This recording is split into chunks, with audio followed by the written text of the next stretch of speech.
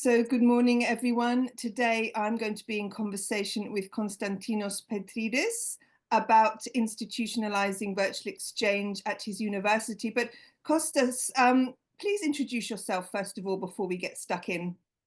Thank you very much, Lorenza, for the opportunity, first of all, to present the strategy or the vision that we have in the Hellenic Mediterranean University, where I'm a vice rector of internationalization and extroversion regarding virtual exchanges. I'm a physicist, and my PhD is in laser physics from the University of St. Andrews in Scotland. My research involves new materials, 2D materials, the interaction of the light-matter interaction and how we can modify these materials for application in energy harvesting and storage. Right. Well, thank you for joining me today. You're the Vice Rector at the Hellenic Mediterranean University. So from a leadership perspective, institutionalizing virtual exchange, what impact has that had at your university? I would say that virtual exchanges is like one of the most favorable tools for me to enhance the internationalization of my institution, but also show a good example how mobilities can be increased using virtual mobilities in Europe in general. So we know that the European Commission has placed as one of their milestones targets the 50% of mobility of staff and students within Europe by 2027. This is impossible to happen since the face-to-face mobilities right now is around 12%. We have seen, from the European Commission a strategy to introduce the online part or the virtual part in various activities and flagship projects. I would like to remind to our audience that blended intensive program, the first part is the virtual one, and then we have a face-to-face. So we have this blended policy that Europe tries to encourage very much to leverage this tool. And then we have the funded projects from the European Commission of the virtual exchanges that they try to cultivate a culture through virtual mobilities. The main target of these activities is like how virtual mobilities can help in order to achieve this goal later on of the 50%. Bibliography has shown as well that the more the virtual mobilities, the more trust you are introducing to our students the concept of internationalization, and then they dare to move outside of their comfort zone in order to try the physical one. So for my university, the strategy is dual. First of all, to be innovative and try to contribute in policies on how to recognize as a part of the mobilities, the virtual mobilities. Here, I would like to mention to you that already when we report the mobility features within the European University Alliances, there is a column that we need to state the virtual mobilities. Right. European Universities is the main pilot and laboratory platform regarding mobilities. This shows to us that, this is a tendency. So by application of virtual exchanges in local level, we contribute to the overall goal and overall vision, how virtual exchanges in a very short period of time will count or will impact in a very quantified way the physical mobilities, or they are going to be counted as a part of the mobilities in order to reach the 50%. Right. So you told us you're a physicist, and as a scientist, I'm wondering if being a scientist has an effect on some of the challenges and hurdles you've had to, because of course virtual exchange started off predominantly so people could practice language, predominantly English language, but it's spreading out, becoming more interdisciplinary. So from a science perspective, what sort of challenges have you had in institutionalizing and bringing and making it acceptable and getting that support in your university?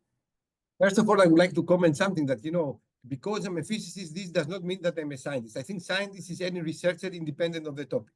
So if you are a scientist, if you are a researcher, this is what you love, challenges. And you like to love and to experiment new things that the others, they have not experimented, or things that, are on the very early stage in order to be one of the innovators to introduce something new. So it's a very challenging, but at the same time, very close to my culture as a scientist or as a researcher. The topic, is not a problem because the English language, I mean, we practice it every day, even if we are going out, if we interact with tourism, I'm coming from Crete, it's a very touristic place, through our interview. So this is something that happens. There is no barrier in order also to cultivate through virtual exchange research skills. So I'm coordinating now a COIL with more than 100 students involved, 11 universities all over the world, some of them very prestigious like Cornell, Weizmann, or Technion, that help us, to provide to this group of students research skills, how to write a paper, how to make a presentation in the conference, how to design a poster, what is the resiliences, what kind of soft skills a scientist should cultivate in order to be a better scientist. Yeah. So I will say there is no limit. There is no limit regarding the field of application of virtual exchanges. Now, with that, as the technology is moving, as we introduce more and more virtual reality, extended reality, mixed reality, even virtual laboratories, they are going to be introduced. Wow. So there is no limit, no limit. Actually, I encourage my colleagues, to exploit and leverage this opportunity, because virtual exchanges, does not only cultivate this multiculturalism, but also is an excellent template for the integration of technology, digital tools within the framework of the digitalization of higher education within education. So I think that this is the best laboratory ever happens, a virtual exchange. You can try everything. You mentioned you're collaborating with about 11 universities around the world, and in terms of students and research, how does that work? How are they collaborating? Can you expand a little bit on what they're required to do, and how your learning objectives and how that works? First of all, everything starts from the interpersonal relations. So researchers or colleagues, in various universities through your personal collaboration in research or in educational level. So this has built this trust between individuals. This helps us, to communicate in a small university through virtual internationalization at the same time at interpersonal level to establish a collaboration within COILs or virtual exchanges. So to bring people together in a topic that all of us, we agree, has a priority. Mm-hmm. Now, if we would like to move to the next step of the ladder, this means MOU between the universities. This is something that we are trying to organize right now, to sign MOUs between the universities in order to recognize the institutionalization of COILs and virtual exchanges. And this will need, a little bit more time in order to engage the governance. There is no limit. Sometimes the ranking of the universities in the level of the governance will take more negotiations in order to have an MOU regarding the co-development within the institutions of COILs and virtual exchanges. At the moment, we have this trust, and we are piloting, as I told you, it's like an experiment in the laboratory. Based on our interpersonal level, we engage already existing courses in order to integrate our virtual exchange within existing courses as a learning outcome that all the courses, independent of the topic, we need.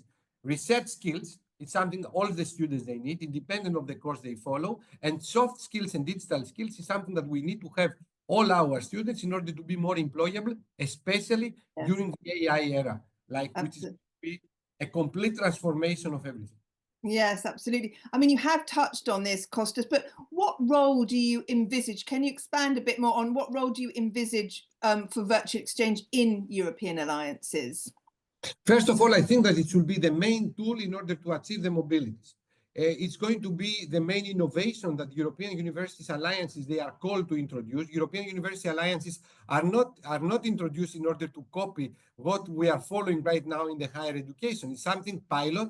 The universities, they should think out of the box and propose to the European Commission solutions that probably, no one can think, or, solutions in already existing problems. So the European University Alliances are not called to stay on the existing problems, but they are called to propose solutions in order to overcome the problem.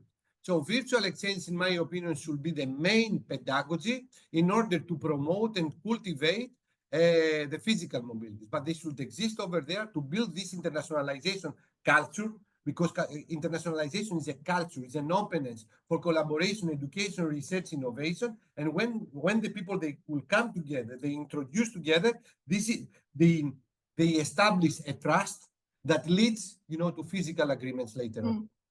I can feel your passion and enthusiasm, Kostas. And before I let you get on with your busy day, is there anything else you'd like to add? That I should have asked you? Is there anything else you'd like to say before I let you go? I would like to say that stay humble, stay hungry. As Steve Jobs can mention, I think that, it's an excellent tool. We need to try, we need to encourage our colleagues to pilot this kind of pedagogy, because also it's a pedagogy, it's not only a tool, to be a facilitator within a group of students in the virtual classroom is something that we need to apply also in the face-to-face. It's a pedagogy, it's not only a tool. It's like a complete set that I think will transform what we are doing in the current classroom. And also the virtual exchange is the main tool, in my opinion, for the civic engagement of the universities outside of the walls of the universities. Universities without walls, as we used to say. Yeah. Well, thank you so much for your time Thank you, today. Lorenza. Thank you.